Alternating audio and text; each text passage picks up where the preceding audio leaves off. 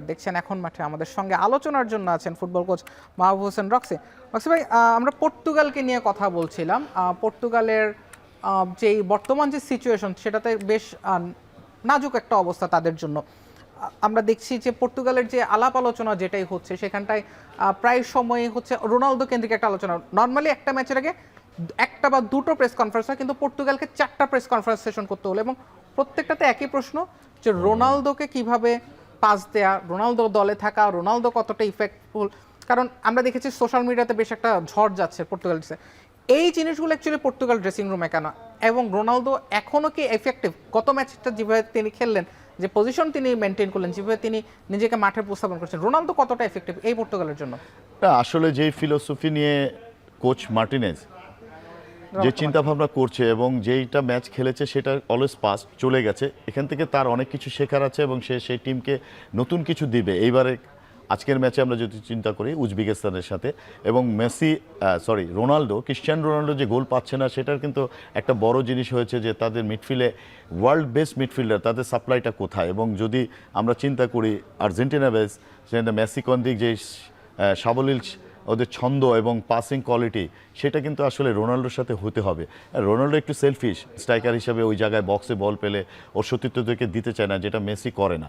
তো এইটা হলো একটা গোল পাওয়ার জন্য কিছু টিমমেট এবং অ্যাজ এ ক্যাপ্টেন অনেক বেশি আন্ডারস্ট্যান্ডিং থাকা উচিত এবং পোলাইট এবং প্লেয়ারদের সতীর্থ থেকে এটা আদায় করা, এটাও কিন্তু রোনাল্ডোর একটা বড় ব্যাপার।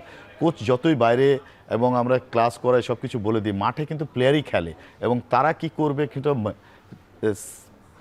সেকেন্ডের মধ্যে ডিসিশন মেকিং নেওয়া এবং এটা থেকে বের হয়ে আসা, এটা কিন্তু তাদের ব্যাপার। একটা কথাও বেশ সার্কুলেট হচ্ছে যে রোনালদোকে তারা পাস দিতে চাচ্ছেন না, এবং ফ্রান্সিসকো কনসেসাও তিনি একটা প্রেস কনফারেন্সে বলেছেন যে রোনালদোকে কেউ পাস দিতে বাধ্য না, যখন যে সুবিধাজনক পজিশনে থাকবে সেই খেলবে।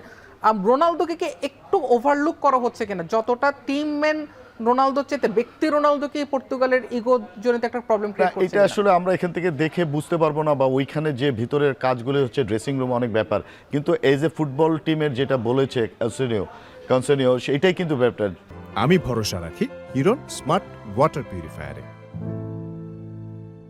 টিমে একটা বল 10 জন খেলে, এখানে সবসময় গোল করার জন্য যে বেটার পজিশনে থাকে এবং যার কাছে বল থাকে সে কিন্তু ডিসিশন মেকিং তার, সে বেটার পজিশনে আছে, 5টা অপশন থাকে, যাকে দিলে গোল হবে তাকেই আমি দেবো। এখন রোনাল্ডো যদি পিছন থেকে চায় আমি ফাঁকা আছি, বল হবে গোলের সামনে, তখন আমি তো পিছনে দেবো না, এবং বেটার পজিশনে যাকে থাকে সেখানে, সেটা রোনাল্ডোর দরকার যে ওই স্পেসটা তৈরি করে নেওয়া, যেটা আমরা মেসিকে দেখছি কোথায় ওভারলোড করছে, কোথা থেকে স্পেস ওপেন করে।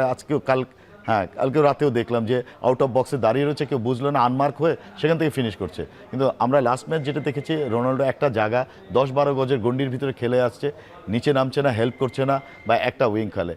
এটা একটু স্টাইল অফ প্লে যদি হতে হয় তাহলে রোনাল্ডোর নিচে এবং উপরে এটাকে এরিয়াল বলে ভালো, সেই সাপ্লাই অফ ক্রসগুলি আমরা পাইনি। সেটা হলে হয়তো রোনাল্ডো অনেক বেশি স্বাচ্ছন্দ্য বোধ করতো এবং বলে যেত। আজকের ম্যাচটা ইনশাল্লাহ ভালো একটা ম্যাচ খেলবে এবং এটা একটা চ্যালেঞ্জের মতো। উজবেকিস্তানের সাথে যদি ম্যাচ না উইন করে তাহলে পর্তুগালের এই জেনারেশনের বেস্ট একটা টিম নিয়ে এসে কোথায় যাচ্ছে, সেটা একটা বড় বিপত্তি এবং বাধা হয়ে দাঁড়াবে। উজবেকিস্তানের কোচ ফ্যাবিও ক্যানাভারো ইতালির ওয়ার্ল্ড কাপ চ্যাম্পিয়ন, এবং তিনি 5 ম্যাচ